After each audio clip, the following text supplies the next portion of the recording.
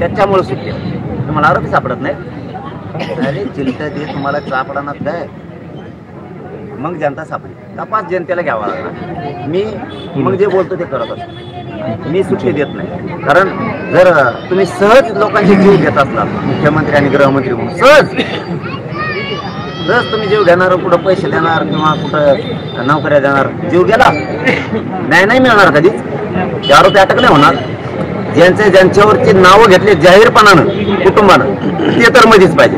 मग ते कोणी पण असू दे, कोणत्याही पदावर असू दे, शासनाच्या पदावर असू दे किंवा तो मंत्र्याच्या पदावर असू दे किंवा तो सरकारमध्ये असू दे, नाही तो कुठं असू दे, तो गेलाच पाहिजे.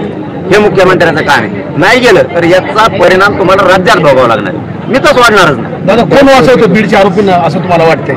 आता सरकारच म्हणायला लागलं ना वाचवत आहे. सरकार मधला कोण वाचवतो? अरे सरकार मधले वाचत म्हणजे सरकार सगळं त्यांचं, जे सरकारच त्यांचं आहे.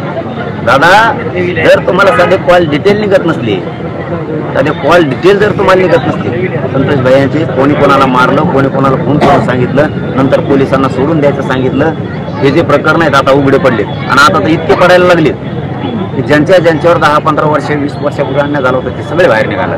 कोणाचा खून झालेला आहे, कोणावर 307 झालेली, कोणावरच्या ॲट्रॉसिट्या दाबलेल्या आहेत तिथल्या, कोणावरती बळच करायला लावलेले आहेत त्यांनी. म्हणजे हे प्रकरण सगळे बाहेर निघाले. कोणावर किती अन्याय झाला, कोणाचे पैसे दाबले, कोणाचे जमिनी दाबल्या, कोणाचे प्लॉट दाबले, हे सगळं बाहेर निघालं. लोक स्वतःहून आता बाहेर पडले. आणि समाज लोकांनाही सांगतो, तुम्ही कोणत्या जातीचे असाल, जे मॅटर झालेत ना त्या जिल्ह्यात बाहेर निघा, सांगा. एसपींना त्यांना येऊन सांगा असे असे झाले, कसं काय कारवाई होत नाही बघू. आणि त्यांना मुख्यमंत्र्यांना पुन्हा सांगू, हे आरोपी तातडीने डांबात. त्यांना एकालाही सोडू नका. ज्या मागण्यात जे त्याच्यात सापडते, जे पाठीमाग घालतील, कोण आमदार भेमदार मंत्री त्याच्यात असत सगळे घाला.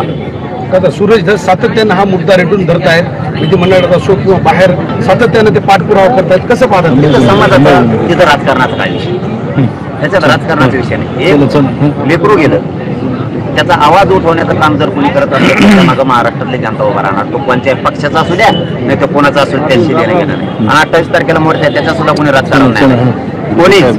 कारण संतोष भैया देशमुखांच्या मुलीनं आव्हान, माझ्या बापाला न्याय देण्यासाठी सगळेजण 28 तारखेच्या मोर्चात सहभागी व्हा.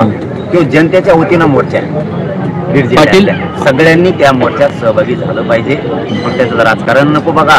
कोणाला निमंत्रण दिलं नसलं तरी नका बघू. कोणी म्हणू नका मी या पक्षाचा कसा आहे, मी सत्ताधाऱ्याचा आहे, मी कसा जो.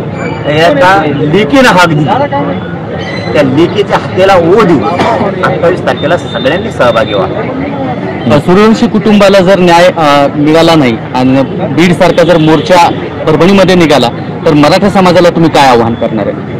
हे बघा, आता मुख्यमंत्री या मागण्यावरती काय करतात, मी तर आज उद्या किंवा आजच गाडीत बसलं कीच बोलणार आहे. त्यासाठी बोलतो का नाही ते मीडियाला सांगणार आहे.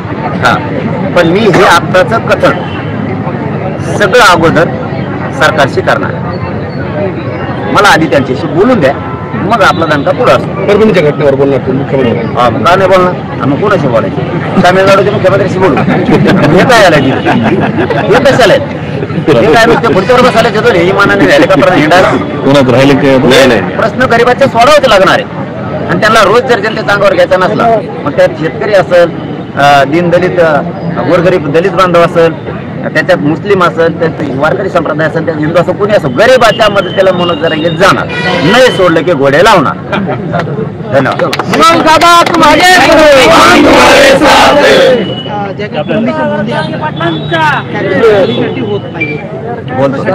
मी सरकारला सांगितलंय, नाही मागणी केल्यावर तो वाजवलाच.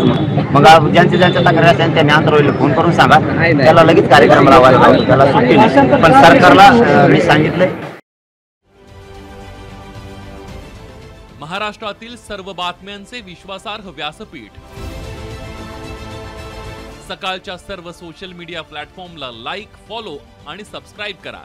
तसंच सर्व नोटिफिकेशनसाठी बेल आयकॉन प्रेस करायला विसरू नका.